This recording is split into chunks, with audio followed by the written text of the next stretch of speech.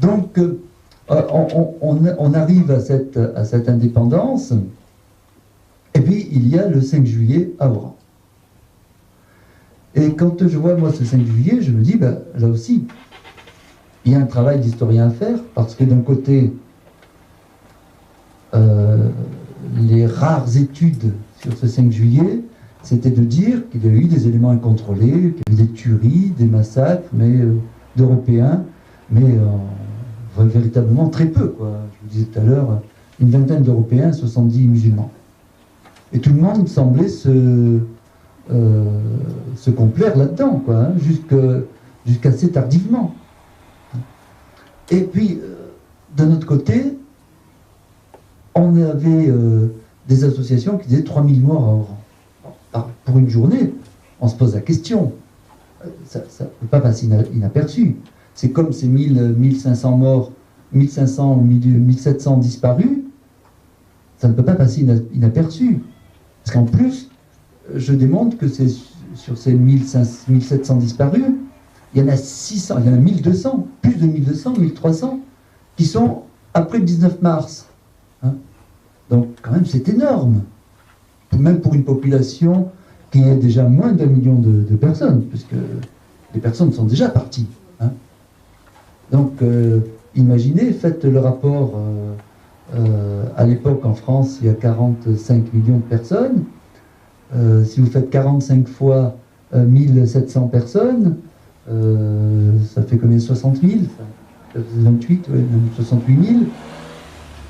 Si 68 000 personnes avaient disparu en France de mars 62 à octobre 62, je pense qu'on s'en serait aperçu. Or là, calme plat, on oublie tout, un silence complet qui se fait sur ces disparus. Alors, on arrive effectivement en juillet, il y a cette journée du 5 juillet qui est terrible, dont je montre que c'est pas comme ici, voilà, on a un ciel bleu et puis on a un orage qui éclate. C'est pas du tout ça, hein. C'est pas l'orage qui éclate dans un ciel serein, c'est toute une organisation qui fait que le 5 juillet, il devait se passer quelque chose. Effectivement, il s'est passé quelque chose avant. Alors, il y a tout un contexte politique, hein, qu'il faut analyser, de lutte au sein du FLN, entre les différentes wilayas, entre les wilayas et le GPRA, le gouvernement provisoire de la République algérienne. Donc, c'est une lutte pour savoir qui va prendre le pouvoir en Algérie. Donc, il y a aussi une absence, à un moment donné, de pouvoir pendant cet été 62, qui, effectivement, n'arrange pas les choses. Bon, moi, je veux bien qu'il y ait une absence de pouvoir. Mais ce que montrent les archives, et en particulier les archives de la justice, que je n'ai pas mis dans mon livre parce que ça m'est arrivé, je continue à travailler dessus, il y a eu à peu près entre 10 et 12 000 dépôts de plaintes déposés par les Européens d'Algérie entre le 19 mars et fin octobre 62. Alors on le sait parce que toutes les plaintes qui ont été déposées auprès des commissions mixtes, il y avait une plainte qui remontait et qui sont remontées après dans les archives françaises, et les plaintes des consulats, hein, qui étaient déposées au commissariat après juillet 62, il y avait des commissariats algériens, il y avait la justice algérienne, surtout après septembre, ont été déposées par le consulat aux archives des affaires étrangères. Alors, je veux bien, entre 10 et 12 000 plaintes, c'est énorme. Alors, je ne peux pas dire qu'il y en ait une qui est aboutie.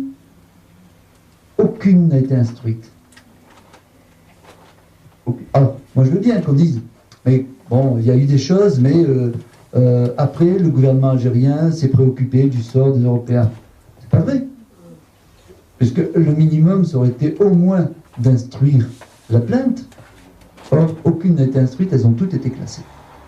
Et classées sans suite. C'est-à-dire que tout ce qui était occupation d'appartements,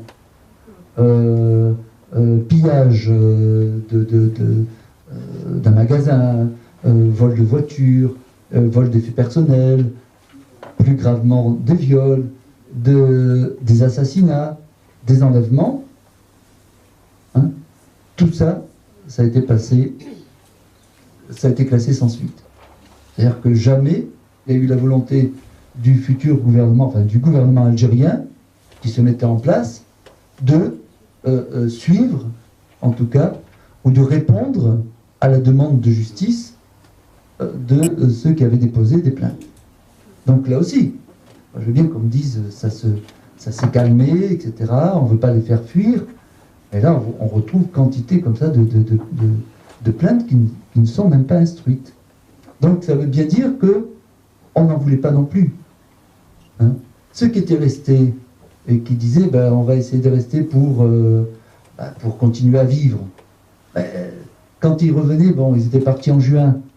Le mari revient 15 jours ou 3 semaines plus tard, la villa ou la maison ou l'appartement ou l'atelier est entre guillemets réquisitionné. Il demande à récupérer. Non, vous récupérez rien du tout. Donc, là aussi, il y a une volonté de dire, vous êtes parti 15 jours, ben, tant pis pour vous. Ça veut dire aussi, on ne vous veut plus dans ce pays. Clairement, c'est ce que ça veut dire. C'est-à-dire que pour le gouvernement algérien, ça ne nous regarde pas, ce sont des Français, ça regarde le gouvernement français. Et pour le gouvernement français, comme il veut entrer dans... il veut instaurer un climat serein, de bonne entente, avec la nouvelle Algérie indépendante, il faut que rien ne puisse gêner cette entente-là. Qu'est-ce qui peut gêner cette entente-là? Ça peut être le gaz, le pétrole et le nucléaire.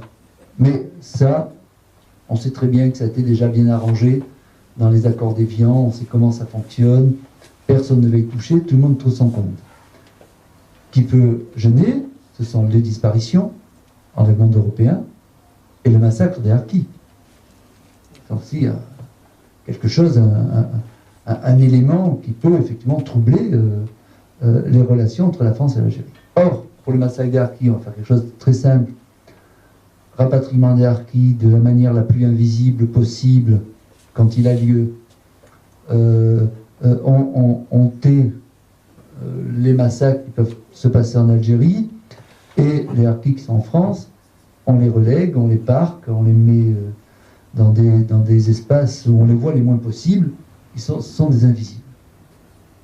Et puis, pour les disparus civils européens, c'est simple, c'est de dire et de faire comprendre aux familles qu'il n'y a plus de disparus. Les disparus, ça n'existe pas. Il n'y a plus que des morts. Hein, c'est-à-dire que l'idée maîtresse du gouvernement, et qui va transiter par l'ambassade et par les consulats, c'est de dire aux familles qui sont sur place et celles qui sont en France, ne considérez plus, et très tôt, ça se fait très tôt, que votre parent est disparu, est encore vivant, ils sont tous morts. Ils sont tous morts. Et pour conforter cet élément-là, le gouvernement algérien et le gouvernement français se mettent d'accord en décembre 62, et c'est signé en janvier 63, se mettent d'accord pour que la Croix-Rouge internationale puisse se rendre en Algérie pour faire une enquête sur ces disparus. Et c'est une enquête qui a lieu d'avril 63 à juillet 63. Assez tardivement. Assez tardivement.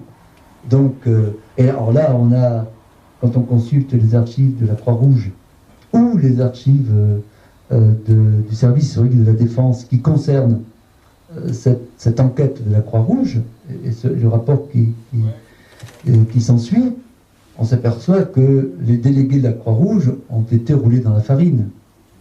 Hein, parce que, normalement, ils sont autorisés à aller partout. Ils sont autorisés aussi à demander des renseignements à n'importe quelle personne. Ça, c'est ce qui est écrit. La réalité, et les rapports des inspecteurs, enfin, des délégués de la Croix-Rouge internationale le disent, on n'a pas ils n'ont pas pu, non seulement interroger les personnes qu'ils voulaient faire, ils n'ont pas pu se rendre dans les endroits où ils voulaient se rendre, et quand ils voulaient se rendre dans un endroit, il fallait qu'ils indiquent un jour auparavant à l'autorité algérienne là où ils allaient. Comprenez bien que l'armée, à un moment donné, l'armée française, se moquait et raillait la Croix-Rouge internationale en disant, mais nous, on sait très bien par nos informateurs que demain la Croix-Rouge va se rendre dans telle ferme, mais il n'y a plus personne, parce que depuis la veille, des camions sont venus prendre les prisonniers puis les emmener ailleurs. Donc quand la Croix-Rouge arrive, effectivement, elle dit, ah, ben il n'y a rien, ah ben il n'y a rien. Donc on était carré.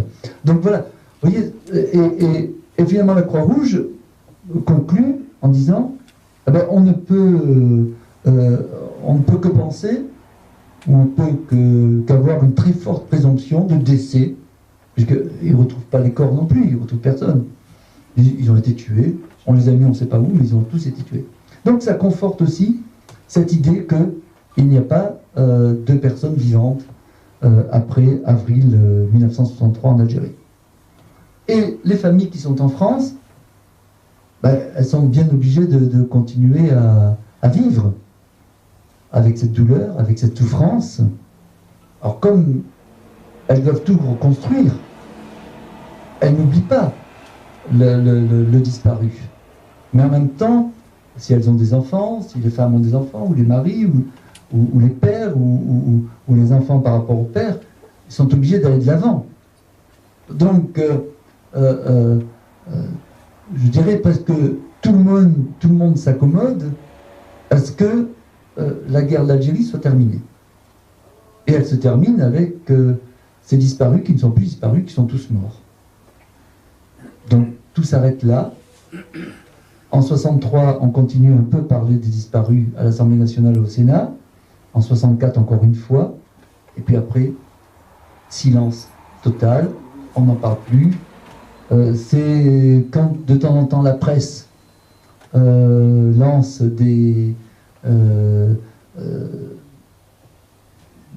publie des articles ou un article comme quoi il y aurait peut-être encore des Européens détenus, ça a l'effet d'un soufflet, c'est-à-dire que ça retombe, alors personne n'en parle, les médias n'en parlent pas, les politiques n'en parlent pas, seules les familles continuent au travers d'associations d'en parler, mais finalement très peu. Très peu. Il faudra attendre vraiment la fin des années 1990 avec quelques enquêtes pour que des familles puissent témoigner et dire ce qui s'est passé. Jusqu'alors, on ne les écoutait pas. C'était quelque chose... on s'était passé pertes et profits.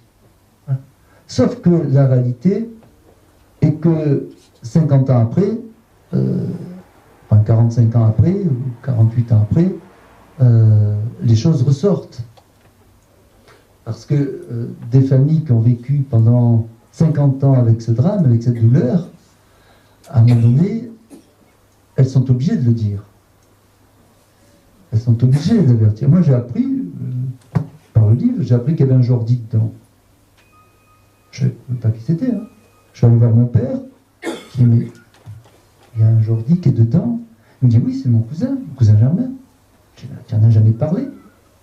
Mais, ah ben non, parce que il est parti pour travailler, on a retrouvé son vélo, et puis, point final. Point final. On ne sait pas. On ne sait pas. Sauf qu'après, effectivement, dans le dossier, moi, je le retrouve. Donc, voilà, on ne parle pas parce que si on parle, on ne va pas être entendu. On ne va pas être écouté. À quoi ça sert de parler? De toute manière, on est dans un contexte idéologique que si on dit notre souffrance, on va nous opposer notre souffrance. Et qu'on va se renvoyer comme ça des souffrances de l'un à l'autre. Et donc, on n'avance pas quand on dit notre souffrance.